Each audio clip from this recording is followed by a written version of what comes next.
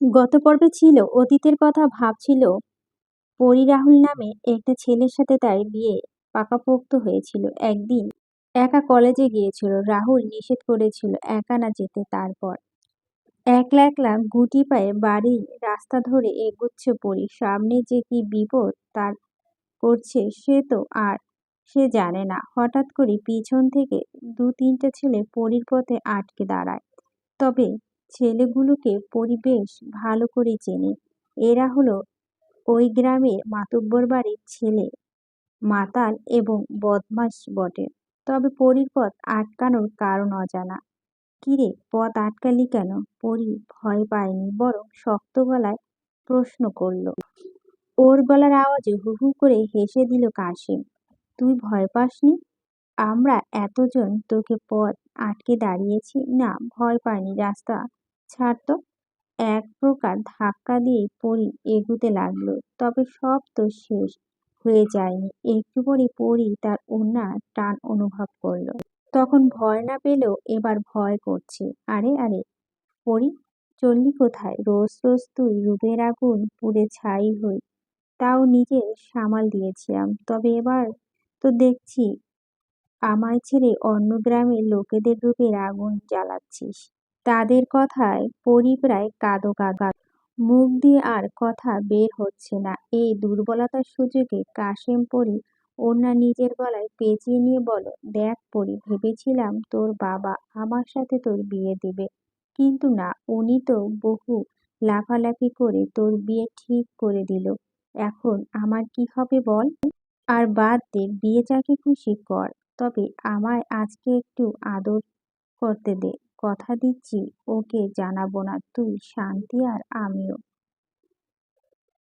পরীর জমানো চোখের জল গড়িয়ে গাল গলা ভেসে যাচ্ছে। প্লিজ, আমায় যেতে দে। হা হা করে হেসে পরীকে জোর করে ধরে নিল ওর তিনজন।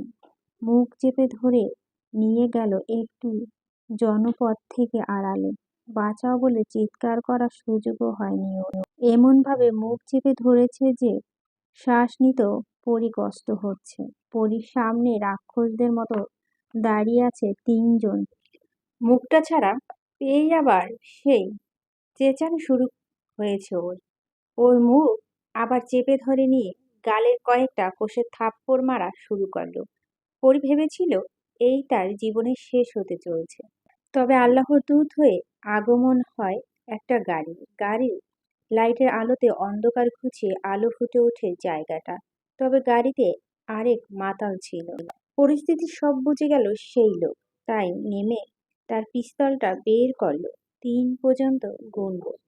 পালাতে পারলে পালা, নয়তো দাঁড়িয়ে থেকে মর। প্রথমে কাশেম তার সাথীরা ভয় না পেলেও হাওয়া গুলি মারতে সব ছুটে পালিয়েছে। লোকটা হেলতে দুলতে পরীর কাছে এসে দাঁড়িয়ে বলল, ভয় নেই, ওরা পালিয়েছে। পরী নিভু নিভু চোখটা মেলে নিল সেই ফেরেশতাকে। লোকটার পরীর হাত ধরে তুলে দাঁড় করিয়ে দেখছে। ওর মুখটা সত্যি অপরূপ। তোমার চেহারা, তাই তো ওই ছেলেগুলো পাগল হয়েছে। পরীকে ভালো করে দেখছে লোকটা। বুকের ওড়না নেই, হাতে ওইখানে খানিকটা ছেঁড়া, গলায় আঁচলের দাগ, রক্ত বের হচ্ছে। নেশাটা কাটিয়ে পরীকে বলল, ভয় পেও না, আমি কাউকে জোর করি না। আমি মোহন, এখানে একটা কাজে এসেছিলাম আর ঢাকায় ফিরে যাওয়ার জন্য বেরিয়েছিলাম। আর পথে তোমার দেখা পেলাম বিপদে। চলো, তোমার বাড়ি তোমায় পৌঁছে দেই। পরী হাউ মাউ করে কেঁদে দিয়ে বলল, না, এই মুখ কি করে দেখাবো? আরে আরে, কাঁদছো কেন? ওরা তো তোমার কোনো সর্বনাশ করেনি, তাহলে কেন এমন করছো? পরী সেই কেঁদেই যাচ্ছে। এই অবস্থায় বাড়িতে কি করে যাব?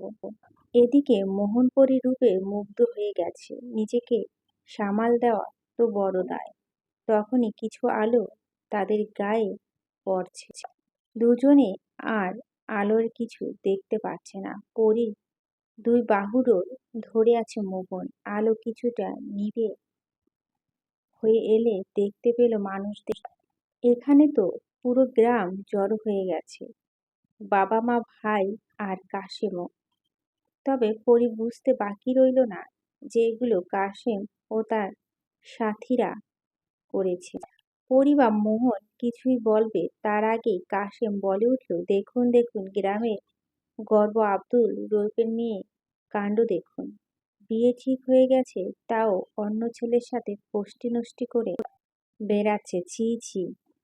পরি যে টুকু সম্মান ছিল তাও আজ মাটিতে মিশে গেল। মোহন শুধু হাঁ হয়ে দেখছে। এই পরিস্থিতিতে কি বলা বা করা উচিত তা সে জানে না। ভিড়ের মধ্যে আরো একজন দাঁড়িয়ে আছে, লাল বর্ণ, মাথায় চোখে পানি গড়িয়ে পড়ছে। পরীর নজর তার দিকে পড়তেই শরীরে লোম শিহরে উঠল। রাহুল? রাহুল আসলে ওর কথাটা শেষ না করতেই রাহুল হাতে দেখিয়ে পরীকে চুপ করিয়ে দিল। পরীর কাছে এসে মোহনের কাছ থেকে টান মেরে নিজের কাছে এনে বলল, পরী, কিছু বলতে হবে না, আমি জানি তুমি এমন কিছু করবে না। চলো এখনই আমরা বিয়ে করব। আর তারপর কি হয়েছে সব খুলে বলো আমায়। রাহুলের বাবা রাহুলকে টান মেরে সরিয়ে দিয়ে বলল, মেয়ের রূপে পাগল হয়ে গেলি তাই না? শুনে রাখ, কোনো নষ্টা মেয়ে আমার বাড়ির বউ হতে পারবে না। আরে, তুই যদি এই মেয়েকে বিয়ে করিস তাহলে আমার মরা মুখ দেখবি। কোনো ছেলের সামনে যখন কোনো পিতা তার মৃত্যুর দোয়া করে তখন কোনো মেয়ে বসে সেই সন্তান থাকে না। রাহুলও পারেনি, তার বাবার কথা উপেক্ষা করতে পারল না। চোখের পানি ছেড়ে শুধু আকাশের পানে চেয়ে রয়েছে রাহুল। কি করবে এখন সে? পরীকে কেউ কিছু বলার সুযোগই দিচ্ছে না। সবাই যে যার মতো মন্তব্য করেই যাচ্ছে। নিজের বাবাকে মাথা নত করে দাঁড়িয়ে থাকতে দেখে নিজের কথা বলার শক্তি হারিয়ে গেছে তার। বাড়ির ভিতরে এনে উঠানে দাঁড় করিয়ে পরী সব খুলে বলল। কেউ তা বিশ্বাস করল না। আর রাহুল বিশ্বাস করেও এগুতে পারছে না, কারণ ভালোবাসার জন্য তো বাবাকে হারাতে চায় না। শুধু চোখের জল ফেলা ছাড়া আর কিচ্ছু করার নেই তার। রাহুলের বাবা রাহুলকে টেনে নিয়ে সেখান থেকে চলে গেছে। একে কে সবাই পরীর দোষ দিয়ে চলে গেছে। পরীর বাবা মাথা নত করে সে বসে রয়েছে। পরীর ভাই বাঁশের একটা খুঁটি ধরে বাবার মুখের দিকে তাকিয়ে আছে। আসলে তার বাবার মুখের ওপর কথা বলার সাহস তো আর নেই। জাহানারা বেগম মুখে আঁচল দিয়ে কান্না করে যাচ্ছে আর বলছে, আমার মেয়ে এমন করতেই পারে না। তুমি তো জানোই, তাহলে কেন চুপ করে আছো? দীর্ঘশ্বাস নিয়ে চোখ তুলে তাকিয়ে মেয়েকে অপলক একবার দেখে নিয়ে নিল আর শক্ত কণ্ঠে বলে দিল, চলে যা এই বাড়ি থেকে, এই গ্রাম থেকে, পারলে এই দুনিয়া ছেড়ে চলে যা। বাবার মুখে কথা এতটাই আঘাত করেছে যে পুরো গ্রামের মানুষের কথা তা করেনি। কি করবে সে? নিজের বাবা তার হাতে ধরে টেনে বাড়ির বাইরে বের করে দিয়ে বলল, যা, মরে যা, আমার কোনো মেয়ে নেই। যদি না যাস তাহলে পরিবার সহ নিয়ে এই কদম গাছে ঝুলে পড়। পরী পা আর চলছে না। ধীরে ধীরে গ্রামের বাইরে চলে এসেছে পরী। কোথায় যাবে, কি করবে? বাবা মাকে ছেড়ে কোথাও থাকবে, কি করে বাঁচবে? তবে বেঁচে থাকার ইচ্ছা আর নেই। পিছন থেকে একটা গাড়ি এসে পরীর সামনে দাঁড়ালো। মোহন এসে পরীর সামনে দাঁড়িয়ে বলল, কোথায় চলছে? জানি না। পরী এমন আনমনা উত্তর। মোহন বুঝতে পারল যে পরী উল্টোপাল্টো কিছু করতে পারে। আমায় বিয়ে করবেন? আচমকা পরীর এমন কথা মোহন হতবাক। কি বললে? বললাম আমায় বিয়ে করবেন। যার হাত ধরতে চাইছিলাম পেলাম না। বাবা মা ভাই সবাই দূর দূর করে তাড়িয়ে দিয়েছে। আমার আর অন্য কোথাও যাওয়ার জায়গা নেই। আর এভাবে বাঁচলে হয়তো অন্য শেয়াল কুকুরের খাবার হয়ে যাব। তাই বলছি, আপনি আমায় বিয়ে করবেন? এমন সুন্দরীকে কি আর না বলা যায়? জন্মগতভাবে মানুষের সুন্দরী পূজারী। আর সেই সৌন্দর্য যদি নিজে এসে ধরা দেয় তাহলে কথাই নেই। দেখো পরি, তুমি আমার সম্বন্ধে কিছুই জানো না। আমি কিন্তু ভালো মানুষ নই। ভালো মানুষ কিনা আমি জানি না, শুধু জানি আপনি আমার ইজ্জত বাঁচিয়েছেন। আপনি আল্লাহর দেওয়া আমানত হয়ে এসেছেন, তাই এ জীবনটা আপনার জন্য উৎসর্গ করে দিতে চাই। মোহনপুরীকে বিয়ে করতে রাজি হয়ে গেল। বিয়ে করে ঢাকায় এলো এক বাড়িতে।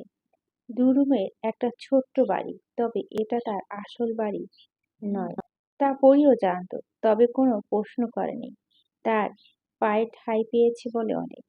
তা না হলে রাস্তায় থাকলেও পতিত হয়ে নয়তো মরতে হতো, আত্মহত্যা মতো মহাপাপ করতে হতো। রাতে বউ সেজে খাটে বসেছিল পরী। মোহন যে অনেক বড়লোক তা তার পোশাক আশাক চলাফেরাতে বলে দেয়।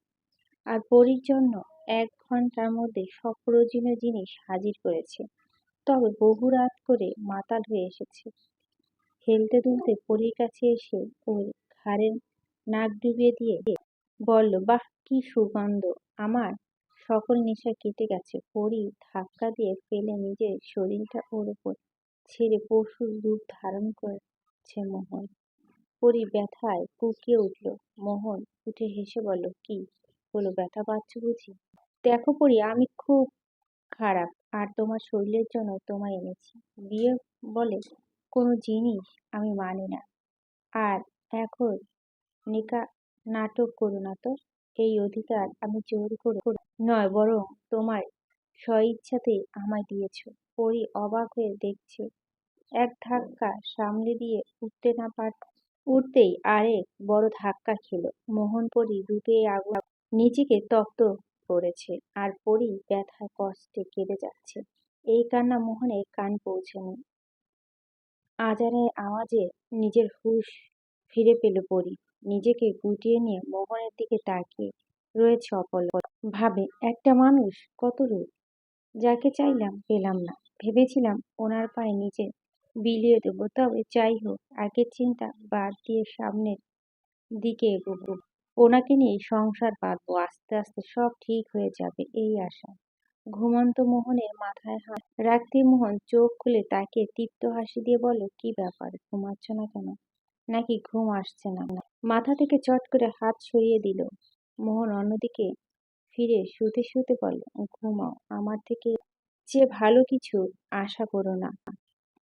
তবে এর চাইতে খারাপ যদি কিছু করতে না চাও, তাহলে যা বলবো তাই শুনবে। বাসাটা আমি ভাড়া নিয়েছি, কোনো সমস্যা হবে না। আমি আসি বা নাই আসি, তোমার প্রয়োজনীয় সব পৌঁছে যাবে। টেবিলের ওপর একটা মোবাইল আছে, ওটা তোমার কাছে রেখো। দরকার আমায় কল করো, নাম্বার সেভ করাই আছে। আর ড্রয়ে টাকা আর আমার একটা এটিএম কার্ড আছে, পিন সেখানে একটা কাগজে লিখা। আর শোনো, কোনোদিন আমার সম্পর্ক ঘাঁটতে যেও না। আমি নেশাখোরি মাতাল, দুনিয়া হুঁশ নেই। এই বেহুশকে বিয়ে করে, তাই সে শাস্তি তো পাবেই। আর আমিও শালা তখন মাথায় কি চলছিল কে জানে, তোমায় বিয়ে করে নিলাম। পরীর একপাশে শুয়ে শুধু চোখের জল ফেলে যাচ্ছে। আর যদি রাহুলের সাথে বিয়ে হতো, তাহলে কি এমন হতো জীবনটা? পরী তো আর জানেই না, আরো ভয়াবহতা তাকে গ্রাস করবে। আর এই জল তার সাথী হয়ে মরার আগ অব্দি। বাবা মা ভাই কি করছে, তাও কি কাঁদছে আমার জন্য? মোহন তো তেমন কোনো খারাপ না, মেয়েদের নেশা তেমন নেই। তবে এবার এমন কি ঘটেছিল যে মোহন ধীরে ধীরে পশু হয়ে উঠেছিল, অমানবিক অত্যাচারে মেতেছিল? কেন পরীকে কষ্ট দিয়ে সে শান্তি পায়? তবে পরী কি তেমন কিছু ঘটিয়েছিল? সকাল 8টার দিকে মোহন চলে গেছে, একবার বলে যায়নি। আর পরী রান্নাঘরে গিয়ে হালকা পাতলা কিছু নাস্তা তৈরিতে ব্যস্ত। মোহন আর সে খাবে। নাস্তা নিয়ে এসে ঘরে মোহনকে এদিক ওদিক খুঁজে পেল না। তখন বুঝে নিল বাড়িতে তো নেই। ওনার মোবাইল ঘড়ি কিছু রুমে নেই, তাহলে চলে গেছে। খাবার ইচ্ছেটা আর নেই, তবে পেটে বড্ড খিদা। তাই মন না চাইতেও জোর করে খেয়েছে। দুপুরে রান্না করে বসে রয়েছে অনেকক্ষণ, তবু মোহনকে খোঁজ নেই। তবে রান্না বান্না যা প্রয়োজন তা সবই এনে রেখেছে, তাই কোনো কিছুর জন্য বাইরে বের হওয়ার দরকার পড়ে নাই। তবে রুমে একা কতক্ষণ বন্দি থাকবে, তাই একটু বাহিরে বের হয়ে সব দেখছে।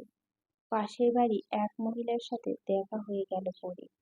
সময় কাটানোর জন্য ওনার সাথে বেশ কিছুক্ষণ গল্প করল ওনার স্বামী আর পরিবারের সম্বন্ধ জানল। তবে সেই মহিলার পরিবার সম্পর্কে জানতে চাইলে একটু চুপ থেকে উত্তর দিল, আমি আর আমার স্বামী থাকি, কালই এসেছি। মহিলাকে ভাবি বলে সম্বোধন করলে পরি, কারণ বয়স খুব একটা বেশি নয়, 15 দিন হয়ে গেছে। মোহনের কোনো খোঁজ খবর নেই। লোকটা আছে নাকি নেই কে জানে। না একটা ফোন, না এখানে আসা। ঘরের বাজার প্রায় শেষ, কিছু বাজার না হলে আর নয়। মোহনের দেওয়া এটিএম কার্ডটা হাতে নিয়ে বেরিয়ে অচেনা পথ ধরে। তবে যাওয়ার আগে সে ভাবির কাছ থেকে বাজারের ঠিকানাটা চিনে নিল। সামনের গলিতে পার করে ডান দিকে গেলে কাঁচা বাজারে পড়ে। পরি বাজারে গিয়ে দুহাত মলে যাচ্ছে। কোনোদিন সে বাজার করেনি। আগে কার্ড থেকে কিছু টাকা বের করে নিল। আজ প্রথম বাজারে এসেছে। এসে বোকার মতো দাঁড়িয়ে আছে একটা দোকানের আপা। আপা করে ডাক দিয়ে পরীকে বলল, আপা কি লাগবে লন। পরী দোকান থেকে কিছু তাজা সবজি নিয়ে নিল। বাজার থেকে আসার সময় দুটা লোক পরীর পিছু নিয়েছে। হাই সুন্দরী, নাম্বার তো দিয়ে যাও। আরে চলেন কোথায়, দাঁড়াও না একটু সুখে দুঃখে কথা বলি। অসভ্য কথা বলেই যাচ্ছে। পরী শুধু ভয় এক প্রকার দৌড়ে চলছে। হঠাৎই সামনে কারো সাথে ধাক্কা খেলে পড়ি। নিজেকে সামলে নিয়ে তাকিয়ে দেখে মোহন রক্তবর্ণ চোখ করে তাকিয়ে আছে পরীর দিকে। পরীর সাথে মোহনকে দেখতে পেয়ে সেই লোকগুলো পালিয়েছে। পরীর হাত ধরে গাড়িতে উঠিয়ে দিয়ে পাগলের মতো গাড়ি চালিয়ে বাড়ি পৌঁছেছে। পরী ভয়ে চুপসে আছে। আজ মনে হয় না তার রক্ষা আছে। রুমে এসে খাটে বসে আছে মোহন। পরী চুপ হয়ে মাথা নত করে দাঁড়িয়ে আছে অপরাধীর মতো। বাইরে কেন গিয়েছিলে? ও নিজের সৌন্দর্য সবাইকে দেখাতে না? পরী হ্যাবলার মতো দাঁড়িয়ে আছে, কোনো দিয়ে আসছে না। মোহন চট করে পরী গাল চেপে ধরে বলল, বহু রূপ তোর না, এই রূপ দেখাতে বাজারে গিয়েছিলি তো? ড্রয়ার থেকে বোরখা আর হিজাব বের করে দিয়েই বলল, এগুলো পরে বাইরে বের হবি। আর বের হলি কেন? তোর সব তো দিয়েই গিয়েছি। কেন গেছিস? এবার জোরে ধমক দেওয়ার পর পরী আমতা আমতা করে বলল, আসলে ঘরে খাবার মতো কিছু নেই, শুধু চাল ছাড়া। কালকেও শুধু লবণ দিয়ে খেয়েছি, তাই তোমার কার্ড থেকে কিছু টাকা বের করে নিয়ে বাজারে এনেছি। পরী কথা মোহন চুপ। সত্যিই তো আমি যে গেলাম বাজারে, খোঁজটা তো নিলাম না। তুই ফোন তো দিতে পারতি। মোহনের গলা কিছুটা নরম হয়ে এসেছে, কারণ দোষটা তো তারই। পরিমোহনের নরম গলার আওয়াজ পেয়ে ভয়হীন হয়ে বলল, ফোন দিতাম পরে যদি তুমি রাগ হও তাই। বুঝছি। যাও কিছু রান্না করে নিয়ে আসো, বড্ড খিদে পেয়েছে। মনে আনন্দ রান্না করছে পরি।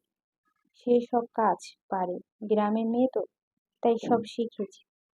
মা সব শিখিয়েছে। খাটে বসে মোহনকে বেড়ে খাওয়াচ্ছে পরি। পরি কতটা আনন্দ হচ্ছে তা বলে বোঝানোর মতো না। মোহন বহু তৃপ্তি নিয়ে খাচ্ছে। রোজ রোজ বাইরে খেয়ে অতিষ্ঠ ছিল। আজ ঘরে রান্না খাচ্ছে, তাও খুব সুস্বাদু খাবার। পরীকে একবার খেতে বলেনি, আর এতেই পরী ও মাথা ব্যথা নেই। উনি শান্ত আছে, তাতেই অনেক। মোহন খেয়ে পরী শাড়ির আঁচলে মুখ মুছে আসছি বলে বেরিয়ে গেছে। পিছু ডাক দিতে দিতে চেয়েও দেওয়া হলো না। পরীর মনটা খারাপ করে দরজা দাঁড়িয়ে রইল। পরী দরজাটা খুলে আবারও লাগিয়ে বলে গেছে, সন্ধ্যার মধ্যে ফিরবো, খেয়ে নাও। শত ব্যথা মাঝেও যে এতটুকু আনন্দ পাওয়া তা কাউকে বোঝাতে পারে না পরী। রাতে মোহন এসেছে, তবে পরী খুশি হতে পারল না, কারণ মোহন আবার নেশা করে এসেছে। ঘরে ঢুকেই পরী মোহনের সামনে খাবার নিয়ে এসে বলল, নাও খেয়ে নাও। মোহন খাটে হেলান দিয়ে বলল, খাইয়ে দাও। আমি খেতে পারবো না। দ্বিতীয়বার আর বলার প্রয়োজন হয় না। মোহনের এক কথাতেই খাবার তার মুখের সামনে ধরাচ্ছে। মোহনকে খাইয়ে দিয়ে প্লেট রাখতে উঠলেই ওর শাড়ির আঁচলটা টান মেরে ধরে, বলে মুখকে মুছিয়ে দেবে। তোমার শাড়ির আঁচল যে সুগন্ধিটা পাই তা তোমার শরীরের প্রতিটা কোষে আছে। পরিবেশ বুঝতে পেরেছে মোহন এখন কি চায়। প্রথম রাতের মতো আজও কি এমন করবে? আমার কষ্ট দেবে নাকি ভালোবেসে বুকে আলগে রেখে নেবে? তবে সেগুলো বালি। মোহন পরীকে কাছে টেনে নিয়েছে ঠিকই, তবে ভালোবেসে নয়, তার চাহিদা মেটানোর জন্য। এবার সহ 2 দিন পরিমোহনের ছোঁয়ায় পেয়েছে। এমন ছোঁয়া পাওয়া চেয়ে না পাওয়াই ভালো। মোহন সকালে চলে যাওয়ার জন্য প্রস্তুত। পরি ভয়ে ভয়ে মোহনের কাছে এসে বলে, খেয়ে যাবেন না? মোহন কোনো উত্তর না দিয়ে জিজ্ঞেস করলো, কবে আসবে আবার? এবারে প্রশ্ন মোহন ঘাড় ফিরিয়ে কড়া গলায় বলল, কেন কিছু চাই? পরি মাথা নাড়িয়ে না সূচক জবাব দেয়, হুম, আসবো। যেই দিন আবার তোমার নেশা ধরবে সেই দিন। মোহনের কথা পরি মাথা উঁচু করে ভয় ছেড়ে প্রশ্ন করলো, আমি কি শুধু তোমার নেশা? মোহন হো হো করে হেসে বলল, এখন বুঝলে না তুমি কি? দেখো পরি, আমার রাগ খুব খারাপ মানুষ। তুমি নিজেই আমার কাছে এসেছো, আমি তো জোর করে নিতে না। আর তাছাড়া মেয়ে মানুষ শুধু ভোগ বিলাসের জন্য ছাড়া আর কি? পরি চোখ জল মুছে দিয়ে বলে, দেখো পরি, কান্নাকাটি পছন্দ না আমার। তাই আমি যতক্ষণ আছি প্লিজ কেঁদো না। আমি চলে গেলে কেঁদো।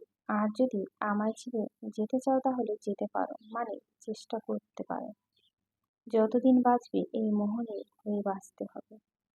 তাই এমন কিছু মাথায় আসলে ঝেড়ে ফেলে দাও। পরি অবাক, তবে মোহনের কথা নয় বরং তার চিন্তা শক্তি দেখে। এ কি মেয়ে মানুষের পেট থেকে জন্মায় না? কেমন বিবেচনা ও নাচছে!